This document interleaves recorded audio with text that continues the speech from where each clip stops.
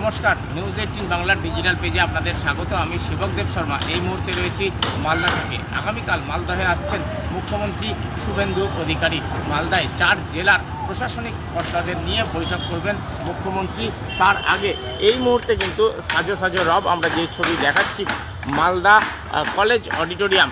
এই মালদা কলেজ অডিটোরিয়ামে মুখ্যমন্ত্রীর বৈঠক রয়েছে। মালদা ছাড়াও উত্তর দিনাজপুর, দক্ষিণ দিনাজপুর, মুর্শিদাবাদ এই জেলাগুলির প্রশাসনিক আধিকারিক তারা এই বৈঠকে উপস্থিত থাকবেন। এখনো পর্যন্ত যা খবর, কাল দুপুর 2টো নাগাদ মুখ্যমন্ত্রী চপারে এসে পৌঁছবেন মালদা বিমানবন্দরে। এরপর তিনি সোজা চলে আসবেন মালদহের এই কলেজ অডিটোরিয়ামে, যেখানে তার বৈঠক করার কথা।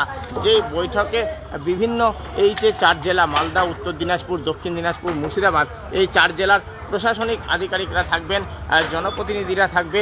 এর পাশাপাশি বিভিন্ন বিধায়ক, সাংসদ এরা থাকবেন।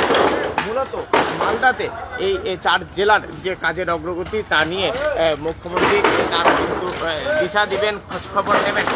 মালদাতে এর আগে ইতিমধ্যেই মুখ্যমন্ত্রী যেটা জানিয়েছেন যে রাজ্যের বিভিন্ন জেলায় তিনি কিন্তু প্রশাসনিক বৈঠক ইতিমধ্যেই সেরে ফেলেছেন।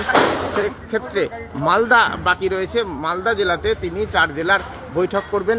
তাহলেই মুখ্যমন্ত্রী হওয়ার পর প্রায় 1 মাসের মধ্যেই রাজ্যের সমস্ত জেলার যে প্রস্তুতি বা প্রশাসনিক খোঁজখবর, প্রশাসনিক বৈঠক, পর্যালোচনা সব কিছুই কিন্তু সেরে ফেলা সম্ভব হবে। এবং আগামীকাল মুখ্যমন্ত্রীর এই বৈঠক বিশেষ তাৎপর্যপূর্ণ নানা কারণে।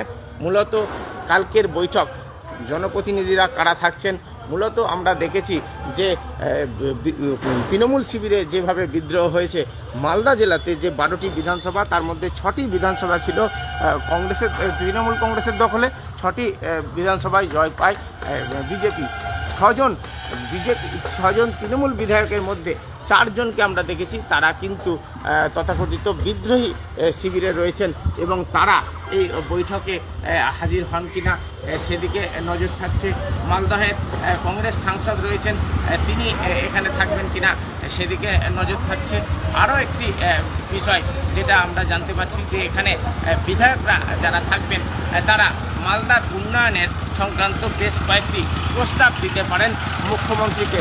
মূলত যেসব প্রস্তাবগুলি মুখ্যমন্ত্রীকে দেওয়া হবে তার মধ্যে আমরা যেটা জানতে পারছি, মালদহের যে সুস্থানী মোড় রয়েছে, সেই সুস্থানী মোড়, যে মোড় দিয়ে মূলত গৌড় অভিমুখে যাওয়া যায়, যেখানে মোহদীপুর যে আন্তর্জাতিক সীমান্ত সেই অভিমুখে যাওয়া যায়, সেই গুরুত্বপূর্ণ সুস্থানী মোড়কে চৈতন্য মহাপ্রভুর নামে চৈতন্য মোড় করার একটি প্রস্তাব, সেই প্রস্তাব কিন্তু কালকে জেলার বিধায়করা দেবেন এমনটা আমরা জানতে পাচ্ছি।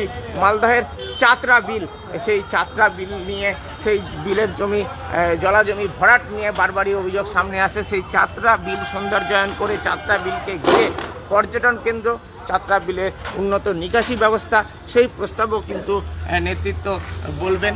আরও আমরা যেটা জানতে পাচ্ছি যে মালদহের যে পুরনো সার্কিট হাউস রয়েছে, যে পুরনো সার্কিট হাউসে একসময় এসেছিলেন নেতাজি সুভাষচন্দ্র বসু, ইতিহাসের স্মৃতি বিজড়িত এই যে সার্কিট হাউস, সেই সার্কিট হাউস এখন ডিভিশনাল কমিশনারের অফিস কাম রেসিডেন্স হিসেবে ব্যবহার হয়। সেই পুরনো সার্কিট হাউসকেও আগের অবস্থায় ফিরিয়ে আনা এবং সেটা অন্যভাবে ব্যবহার করার জন্য একটি কিন্তু প্রস্তাব দেওয়া হতে পারে এমনটা আমরা জানতে পারছি। আরও জানা যাচ্ছে ইংরেজবাজার পুরো এলাকার উন্নয়ন সংক্রান্ত একটি রূপরেখা, একটি পরিকল্পনা, তাও কিন্তু মুখ্যমন্ত্রীর নজরে দিতে পারেন জেলার বিজেপি বিধায়করা। আরও একটি বিষয় গুরুত্বপূর্ণ, সেটা হলো তৃণমূলে থাকার সময় মালদা জেলাতে তিনি কিন্তু পর্যবেক্ষকের দায়িত্বে ছিলেন। ফলে মালদা, মুর্শিদাবাদ, উত্তর দিনাজপুর যেসব জেলা নিয়ে কালকে মিটিং হবে, সেই সব জেলায় একসময় দলের তরফেও দায়িত্বে ছিলেন তিনি। ফলে মালদা এবং 2 দিনাজপুর জেলার যেমন সমস্যা, কি সম্ভাবনা, এখানকার কি রাজনীতি, সবটাই কিন্তু হাতের তালুর মতো জানেন মুখ্যমন্ত্রী শুভেন্দু অধিকারী।